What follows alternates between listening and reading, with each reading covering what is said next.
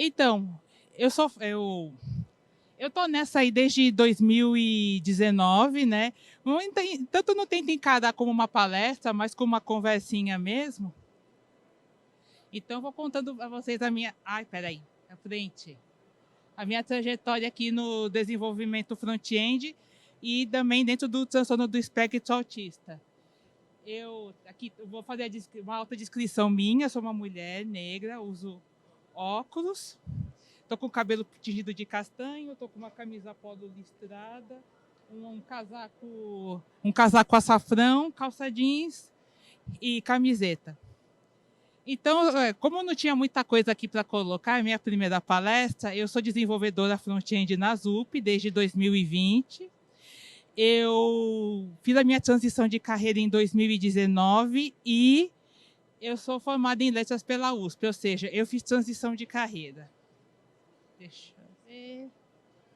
Então, vou contar um pouquinho para vocês o que eu fazia antes do front-end. Aqui também eu vou fazer a descrição dos meus slides. Aqui são duas fotos em Polaroid, uma com a bandeira da Espanha e outra dos Estados Unidos. Por quê? Eu era professora de inglês e espanhol antes de entrar para a área. Eu trabalhei de 2005 até 2012. Depois de 2012, eu comecei a trabalhar em uma agência de tradução e revisão. Também, sempre na área do espanhol e do inglês, fazendo revisão e tradução de documentos.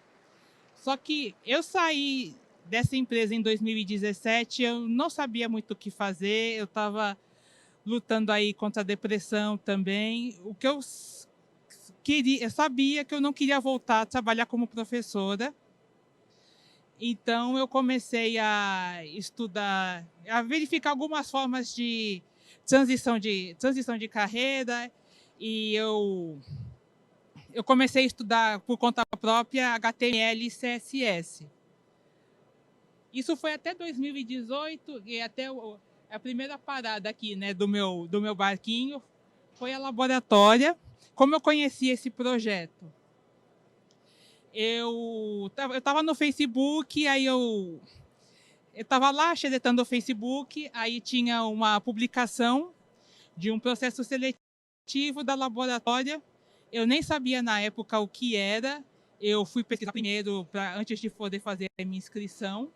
Aqui vocês estão vendo, duas fotos Polaroid, uma com o logo da Laboratória do lado esquerdo e uma moça negra sentada no sofá com um computador no colo aqui do direito. É uma iniciativa que surgiu no Peru em 2014 e chegou aqui no Brasil em 2018, cujo objetivo é incluir mulheres na área da tecnologia. Então, eu passei por um processo seletivo, no qual primeiro, a primeira fase do processo era uma prova de conhecimentos gerais, uma prova de raciocínio lógico e personalidade. Depois eu passei por um pré-trabalho. Esse pré-trabalho era aulas básicas de programação. Que mais? Depois do pré-trabalho, eu passei por uma entrevista, que foi presencial na sede do IBMEC. E a última fase foi uma pré-admissão, na qual eu voltei ao prédio do IBMEC por 3 dias para conhecer as meninas que também que tinham chegado nessa fase, conhecer a equipe da Laboratória e também para saber como é que é a metodologia, já que é um bootcamp que tem duração de 6 meses. Pois bem, em dezembro, eu recebi o e-mail dizendo que eu era uma das aprovadas e, assim, foi uma jornada bem complicada, porque foram 6 meses e a gente tinha aula de segunda a sexta, das 13 às 18 horas. Então, pegar transporte público, ir para lá, depois voltar para casa de trem. Eu moro na Zona Oeste.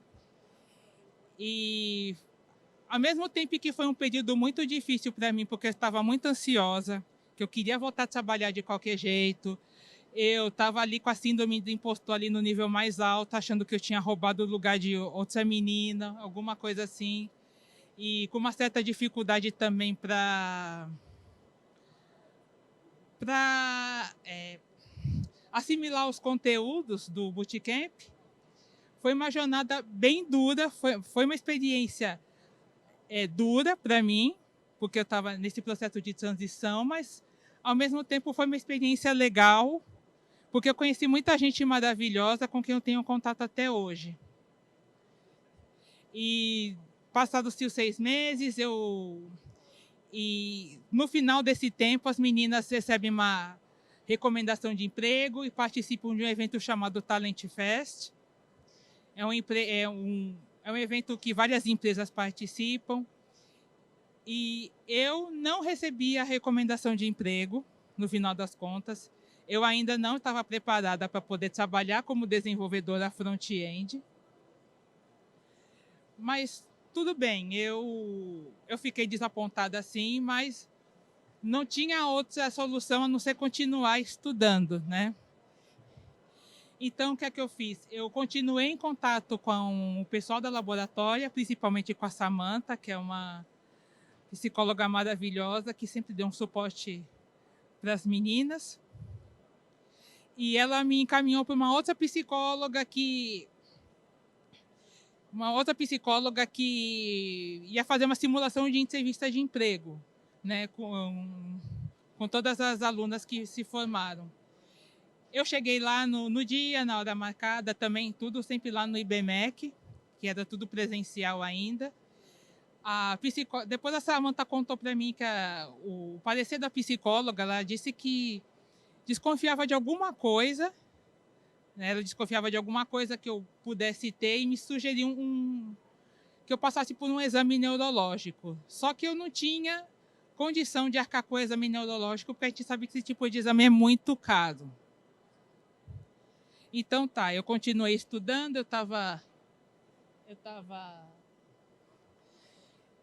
me preparando para uma cirurgia que ia fazer pelo SUS. E foi em 2020, eu passei pela cirurgia, eu estava voltando para casa de alta hospitalar, quando eu recebi um e-mail, uma mensagem no WhatsApp, me convidando para participar de um processo seletivo de um programa chamado Gerando Gênios, desta empresa aqui, que é a Zup Innovation.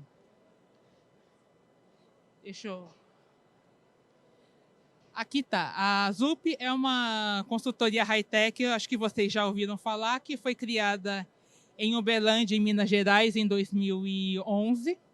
Aqui está 3 Polaroids, uma ali da esquerda com o logo do WhatsApp, no meio o logo da Zup, que completou 10 anos agora em 2021, e aqui do Angular. Eu passei, então, por um processo seletivo também, na qual eu tinha que responder algumas perguntas na primeira fase. Depois, passada isso, eu tinha que gravar um vídeo de até 30 segundos, contando por que eu estava fazendo transição de carreira. Passada essa fase do vídeo, eu apresentei um projeto. Na verdade, era para ser um projeto em 3, só que as 2 pessoas que iam fazer comigo desistiram por alguma razão.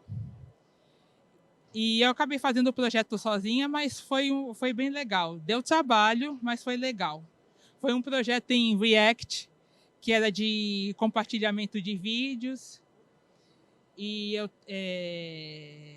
estava lá sozinha, numa sala do Google Meet, com 15 pessoas, extremamente nervosa, porque eu estava ali tentando decidir o meu futuro, a minha carreira.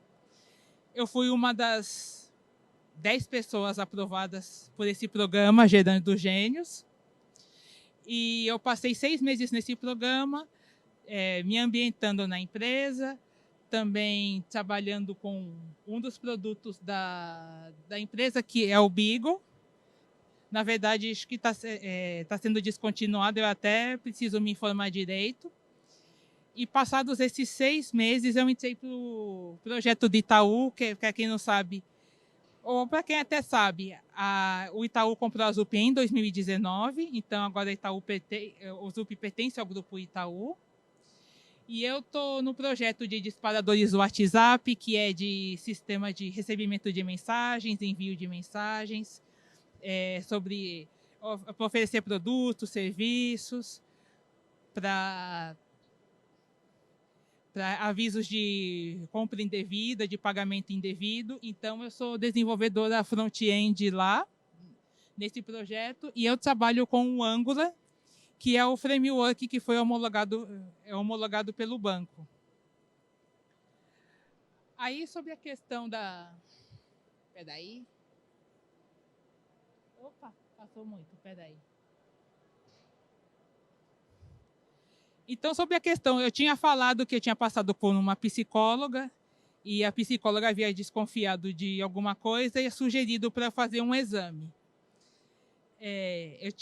Só recapitulando, eu falei para a Samantha que eu não tinha condição de fazer esse exame ainda neurológico, mas que assim que eu me recuperasse parcialmente da cirurgia, eu iria atrás disso. Aí eu passei pelo processo seletivo, entrei na ZUP, e no dia que eu recebi a notícia, algumas pessoas entraram em contato comigo dizendo que sabiam que eu ia passar por um exame neurológico e eu teria que passar por uma avaliação de um psiquiatra primeiro. Pois bem, já tendo uns 3, 4 meses na ZUP, eu passei por um psiquiatra do plano de saúde da empresa e ele me encaminhou para um outro psiquiatra que não estava no plano, mas que ia fazer uma avaliação minha mais detalhada. Eu fui na clínica no dia, foi uma sessão bem longa, foi uma sessão de 1 hora, e daí eu recebi o diagnóstico de autismo. Aqui vocês estão vendo duas fotos polaroides, escrito autismo em inglês. E a partir desse dia que eu recebi o diagnóstico, não foi algo que eu considerei uma tragédia, muito pelo contrário, mas já que eu tenho essa informação, eu precisava saber o que ia fazer com ela. E eu passei a pesquisar mais sobre o autismo, passei a pesquisar mais sobre essa condição que eu tenho. E, assim, antes, eu não sei se vocês já ouviram falar do Manual Estatístico e Diagnóstico de Transtornos Mentais. Esse manual é referência para os psiquiatras do mundo inteiro. E antes da 5ª edição, o autismo era dividido. Era síndrome de Asperger, transtorno autista e... Ai, caramba. É a síndrome de Asperger e transtorno autista. Síndrome de Asperger é uma forma mais leve, na qual a gente tem dificuldade de se comunicar, dificuldade de interagir com outras pessoas. O transtorno autista é um pouquinho mais grave, porque tem prejuízo no aprendizado, prejuízo na comunicação verbal, prejuízo de interação também com outras pessoas. E tem um outro tipo de autismo, que é uma regressão, na verdade, uma regressão que ou é gradativa ou é repentina em crianças em mais de 2 anos, que pode perder a capacidade de falar, tem um prejuízo de comunicação muito grande. Depois que o DSM-5 foi publicado em 2013, todos esses tipos de autismo se voltaram a um só, né, foram agrupados em um só, que foi o transtorno do espectro autista. E agora esse transtorno está dividido por níveis, nível 1, nível 2 e nível 3. O nível 1 é o nível no qual eu me encontro, que é também prejuízo na interação social, dificuldade de comunicação, que não tem prejuízo no aprendizado. O nível 2 é prejuízo das atividades cognitivas, e a pessoa pode ter dificuldade na fala também. E o nível 3, que é o mais grave, porque é o nível no qual a pessoa precisa de assistência para fazer alguns cuidados, tipo tomar banho, escovar os dentes. 15 minutos já? Faltam 15? Caramba, eu falei rápido pra caramba. E assim, eu quando eu me descobri que eu tenho transtorno do espectro autista e eu passei a pesquisar melhor sobre essa condição, eu fiquei foi um alívio para mim. Na verdade, foi um alívio muito grande, porque eu passei a entender melhor como eu me comunicava com outras pessoas. Eu passei a me entender melhor o motivo de que, assim, por muito tempo da minha vida, eu sempre fui uma adolescente muito tímida, muito retraída. Então, que passava de psicólogo em psicólogo, mesmo depois de adulta, e tinha que conviver com a frustração de não ser como as outras pessoas, de não ter o mesmo tipo de comportamento que as outras pessoas.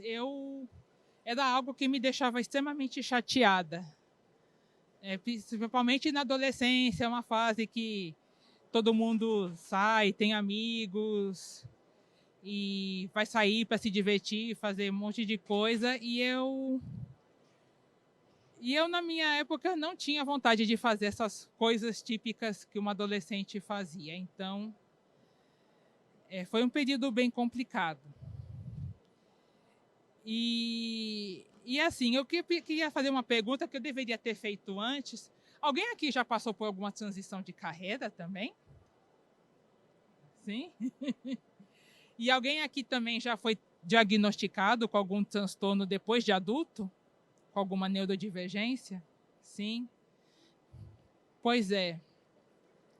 Eu gostaria de ter recebido esse diagnóstico depois de, sei lá, ainda na minha adolescência, na minha infância. Eu gostaria, porque talvez o prejuízo não tivesse sido tão grande para mim. Mas, sim, tudo bem, agora eu entendo, eu me entendo melhor, mesmo depois de muitos e muitos anos, eu estou passando a me entender melhor. E dentro da área da tecnologia foi o lugar na qual eu me encontrei, né? Já que eu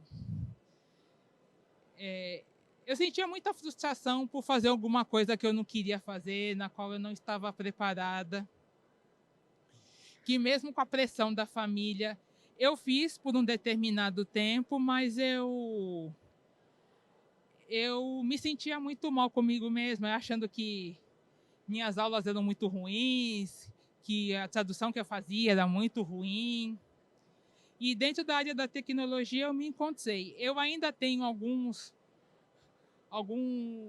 alguns buracos aí que eu preciso tapar? Sim, preciso, principalmente na parte que se refere à lógica e também dentro da minha trajetória como desenvolvedora Angular, que isso eu vou deixar para palestras mais no futuro. E se você conhece alguém que desconfia de algo, desconfia que pode ter, assim, desconfiando mesmo, pode ter autismo, transtorno de déficit de atenção ou alguma coisa parecida, leve essa desconfiança até o fim, procure um profissional especializado. Eu sei que é extremamente caro, e eu não tive condição de arcar com isso antes, mas depois que eu voltei a trabalhar, né? Assim, eu voltei a trabalhar no meio da pandemia. Foi no dia 1º de junho de 2020 que eu entrei para a ZUP. Eu estou lá há 3 anos, já mais de 3 anos. Eu estou no projeto do Itaú, dos disparadores do WhatsApp, já faz uns 2 anos também. E qual que é a minha mensagem aqui, né, no Lodisec, aqui dentro, nesse palco, para vocês? Que 10 já?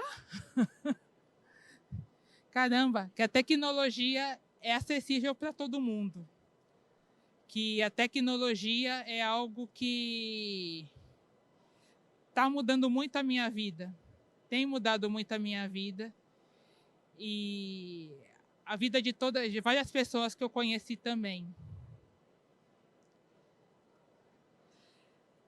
O que eu quero passar aqui é que não importa não importa qual o tipo de neurodivergência que você tem, se você tem transtorno do espectro autista, se você é TDAH, o que o que eu posso dizer? Tem que insistir. Tem que insistir porque não é uma trajetória muito fácil. Eu mesma já me peguei chorando várias vezes, principalmente durante o tempo que eu fiquei no laboratório pensando, ai meu Deus, será que eu vou conseguir? Eu estava extremamente ansiosa, né? Porque eu estava desde 2017 sem trabalhar. A minha família já estava em cima, querendo que eu voltasse a trabalhar de qualquer jeito. E ainda eu estava no auge da depressão. Então, o que eu quero dizer aqui? Que é uma jornada, não é uma jornada fácil. Eu sei que não é uma jornada fácil, mas encontrei muita gente legal que tem me apoiado muito, dentro e fora da laboratória, e dentro e fora da ZUP também. Uma comunidade maravilhosa que me acolheu. E essa minha primeira palestra aqui, justamente, é uma das formas que eu quero de retribuir o acolhimento que eu tive da comunidade de tecnologia, principalmente tentar inspirar outras mulheres e outras meninas a entrarem nessa área, que é uma área majoritariamente masculina, ainda é, mas eu acredito que se tiver mais mulheres, se tiver mais mulheres que possam servir de referência, de inspiração, né? Eu tô longe disso, mas eu acredito que a gente pode equilibrar as coisas dentro da área. E não apenas para mulheres e para as meninas, mas também para as pessoas que são neurodivergentes como eu. A minha mensagem é que é possível, ainda que o trabalho em home office tem me ajudado muito, tem me ajudado bastante.